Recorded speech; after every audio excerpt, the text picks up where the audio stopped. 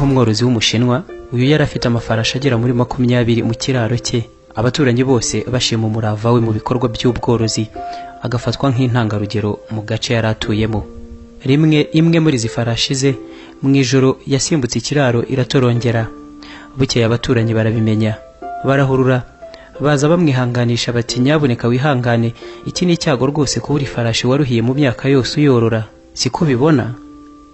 Ati ntawamenya, wasanga ari icyago koko cyangwa atari nacyo. Aratuza arabihorera. Umunsi wakurikiyeho ya farashi ye yaragarutse, ariko ntiyagaruka yonyine, izana izindi 7 z'agasozi. Yari yarabuze ifarashi imwe, ariko iragaruka yunguka n'izindi 7. Abaturanyi bakibimenya baragarutse ari benshi, baramuzunguruka bati mbega inkuru nziza mwuka byaramwe. Bati niko urabyumva ute wowe koko? Urumva umbeze ute? Ibi bintu si igitangaza rwose? Aterega burya ntawamenya, wasanga ari byiza cyangwa atari na byiza. Barumiwe bati suyu wateye ate koko? Umuntu ifarashi yirabura tuti ni ibyago, nawe ati ntawamenya. Ifarashi yagaruka ikamuzanira izindi nyinshi, twamubwira ko ari byiza akongera nanone ngo ntawamenya. Izuba bari mu biki? Ubanza uyu mugabo atari muzima?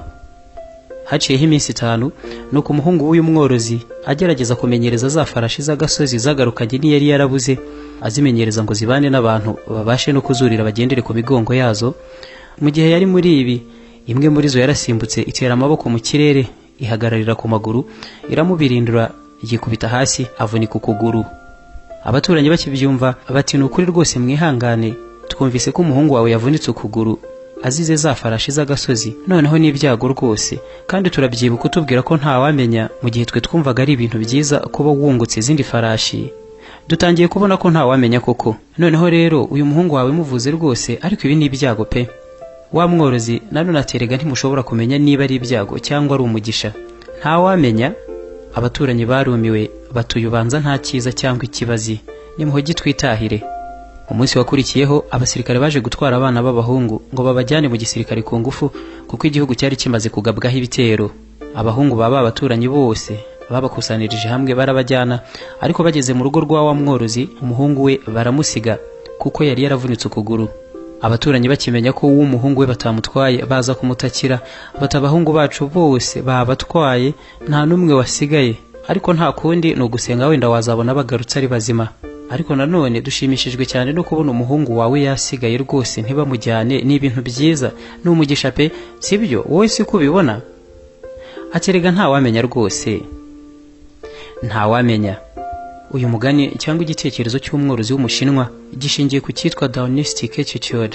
Mu buryo karemano ibi biruhande rwacu mu buzima bwa buri munsi ngo bigusaba ko byitondera, kuko bikubiyemo urusobe rw'ibintu byinshi mu buryo butangaje, ku buryo ngo ari ukwishuka kwibwira ko ikintu kiri kuba aka kanya ari cyiza cyangwa kibi mu gihe kizakurikiraho.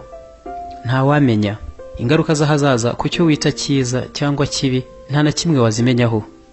Ngo ushobora kuzamukana ubwirasi n'ibikabyo bitabarika ngo waguze imodoka y'agatangaza, kandi ari isanduku igenda igiye kugutwara ubuzima cyangwa kukumugaza mu minsi mike ukimara kuyigura. Uburyo wabyitaga byiza birashoboka ko atari ko wakomeza kubifata. Ntawamenya. Iki gitekerezo kigusaba kudasumbira ku isunzu ngo wirirwe usingiza ibintu ngo ni byiza, cyangwa ngo ubeho wifashe amapfubyi ngo ibindi ni ibyago. Mu gihe kizaza ibintu bihinduka uko udashobora kubitekerezaho na gato. Ntawamenya.